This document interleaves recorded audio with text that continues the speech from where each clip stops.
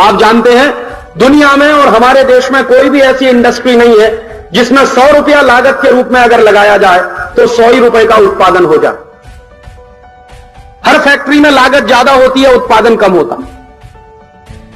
और भारत सरकार के नीति बनाने वाले लोग किस तरह की बेवकूफी की नीतियां बनाते हैं कि वो इंडस्ट्री को महत्वपूर्ण मानते हैं और खेती को उससे कम मानते हैं।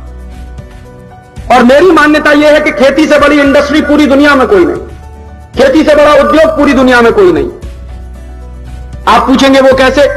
किसान एक गेहूं का बीज डालता है और उस एक गेहूं के बीज के डालने के बाद कम से कम 50-60 गेहूं के दाने लगते हैं जब एक बाल खड़ी होती है। तो एक गेहूं का बीज डाला और उसमें से 50 गेहूं के बीज पैदा किए। बताइए ऐसा कारखाना आपने दुनिया में कहीं देखा?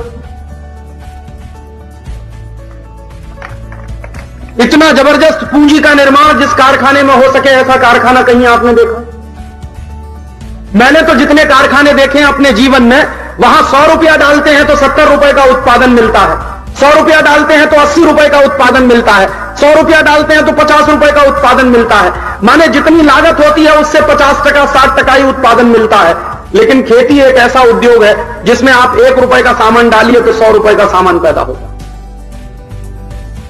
तो इतना बड़ा उद्योग है जिसका सत्यानाश अंग्रेजों ने किया था, अब वही सत्यानाश भारत की सरकार है। और आज भी इस देश में वैसी ही नीतियां चलाई जा रही हैं जो अंग्रेजों के जमाने में चलाई जाती थी। अंग्रेजों के जमाने में किसान अपने अनाज का दाम तय नहीं कर पाता था। आज आजादी के 50 साल के बाद भी किसान अपने अनाज का दाम तय नहीं कर पाता। इस देश में सिर्फ किसान ही एक ऐसा वर्ग है जो अपने द्वारा खेत में पैदा किए गए किसी भी सामान का दाम खुद नहीं तय कर पाता। जितने कारखाने चलते हैं इस देश में, जितने उद्योग चलते हैं पूरे देश में, हर उद्योग और हर कारखाना चलाने वाला आदमी अपने द्वारा पैदा की गई हर वस्तु का दाम खुद तय करता है। लेकिन किसान ही एक ऐसा वर्ग है इस देश में, काश्तकार ही एक ऐसा वर्ग है इस देश में जो अपने द्वारा पैदा किए गए गेहूं का दाम तय नहीं कर पाता, अपने द्वारा पैदा किए गए बाजरे का दाम तय नहीं कर पाता, अपने द्वारा पैदा किए गए धान का दाम तय नहीं कर पाता, अपने द्वारा पैदा किए गए मक्के का दाम तय नहीं कर पाता। कुछ भी चीज जो पैदा करता है किसान, उसका दाम वो खुद नहीं तय कर पाता, सरकार तय करती है। जिस तरह से अंग्रेजों की सरकार करती थी वही काम आज भी हो।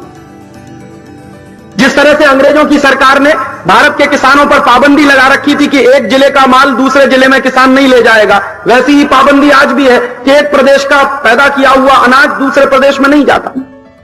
उसमें पाबंदी लगा रखी है सरकार। जिस तरह से अंग्रेजों की सरकार किसानों के ऊपर लगान वसूलती थी, टैक्स वसूलती थी, अब उस तरह की चर्चा इस देश में फिर शुरू हो गई है। आजादी के 50 साल के बाद खेती पे लगान तो कुछ कम कर दिए सरकार ने, लेकिन इनडायरेक्ट तरीके से, अप्रत्यक्ष तरीके से किसानों की जेब काटना शुरू कर दिया सरकार। और किसानों की जेब कैसे काटती है सरकार? अगर किसान कपास की खेती करता है और 1 क्विंटल कपास पैदा करने में उसका 2000 रुपया खर्च होता है, तो क्विंटल कपास जब बेचने जाएगा किसान, तो सरकार कहेगी 1800 रुपए दाम ले लो, 1900 रुपए दाम ले लो। बहुत अधिक आप उसके साथ, सरकार के साथ झगड़ा करेंगे तो 2000 रुपए क्विंटल का दाम देने को तैयार हो जाएगी। माने जिस कीमत पर आपकी कपास की फसल लग रही है वही कीमत आपको मिलेगी, मुनाफा कुछ नहीं होने देंगे आपको। तो आपकी जेब ही काट रहे हैं ना। या तो टैक्स लगाकर आपकी जेब काटें, या तो लगान वसूल कर आपकी जेब काटें, या फिर आपके ऊपर पाबंदी लगाकर आपके दाम तय करने की नीति सरकार अपने हाथ में ले ले और आपको मुनाफा नहीं होने दे। तो एक तरह का टैक्स ही है ये किसानों के ऊपर। और दूसरा तरीका क्या अपनाया हुआ है सरकार ने कि किसान जो कुछ पैदा करता है और बाजार में जब बेचने जाता है तो उसकी कीमत नहीं मिलती, उसका दाम उसको नहीं मिलता, और किसान जो कुछ बाजार से खरीदता है उसकी कीमतें लगातार बढ़ती चली जाती है।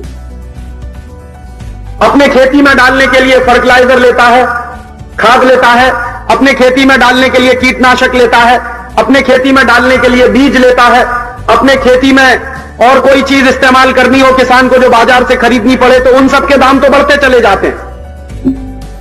100% दाम बढ़ जाएगा, 200% दाम बढ़ जाएगा, 300% बढ़ जाएगा, 400% बढ़ेगा, 500% बढ़ेगा। लेकिन जो किसान बाजार में बेचने के लिए जाएगा कोई चीज, तो उसका दाम नहीं बढ़ता उस रेशियो। तो हमेशा खेती घाटे का सौदा रहती है। खेती में जो लगाते हैं वो निकलता नहीं, और खेती में जितना लगाते हैं जब निकलता नहीं है तो किसान की खेती घाटे में आ जाती है। और जब घाटे की खेती करना किसान शुरू करता है तो कर्जदार होता है, कहीं ना कहीं से कर्ज लेता है, या तो साहूकार से ले या बैंकों से ले, और कर्जदार हो जाता है जब किसान, तो उसकी हालत और भी दयनीय हो जाती है। इस देश में ऐसी नियम और ऐसी व्यवस्थाएं चलाई गई, और कर्जा लेकर जब किसान खेती करता है तो उसके क्या नतीजे निकलते हैं। पिछले साल आंध्र प्रदेश के 100 किसानों ने जो आत्महत्या की थी, वो सबसे बड़ा उदाहरण इस देश के सामने। 100 किसानों ने बैंक से कर्जा लेकर कपास की फसल लगाई थी आंध्र प्रदेश में, और उस कपास की फसल को जब किसानों ने लगाया तो उस कपास की फसल पर कीड़ा लग गया, और कपास की फसल पर जब कीड़ा लगा तो कीड़े को मारने के लिए किसान दवा लेकर आए, और दवा अंग्रेजी कंपनी की थी, परदेशी कंपनी की थी। उस दवा को उन्होंने खेत में छिड़का।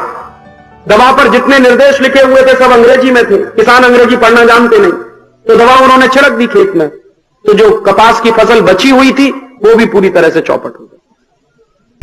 और जब कपास की फसल पूरी तरह से चौपट हो गई तो किसानों के पास कुछ नहीं बचा जो वो बैंकों को कर्जे के रूप में लिया था उसको वापस कर सके। बैंक वाले आए अपना कर्जा मांगने के लिए, किसानों के पास कुछ नहीं था देने के लिए, तो किसानों ने क्या किया कि जो कपास की फसल का कीड़ा मारने की दवा वो लेकर आए थे, वही दवा उन्होंने खुद पी और सबके सब मर गए। ऐसे किसान आत्महत्या करते हैं जब बैंक के कर्जे में कोई किसान फंसा है तो। और हिंदुस्तान में 45 करोड़ किसान छोटे किसान हैं, जिनके पास 2 बीघा की जमीन है, 3 बीघा की जमीन है, 5 बीघे की जमीन है। ऐसे 45 करोड़ किसान हैं। जरा उनकी आप कल्पना तो करिए कि ये 45 करोड़ किसान आज की परिस्थिति में किस तरह से खेती करते होंगे और किस तरह से कर्जदार बनते होंगे।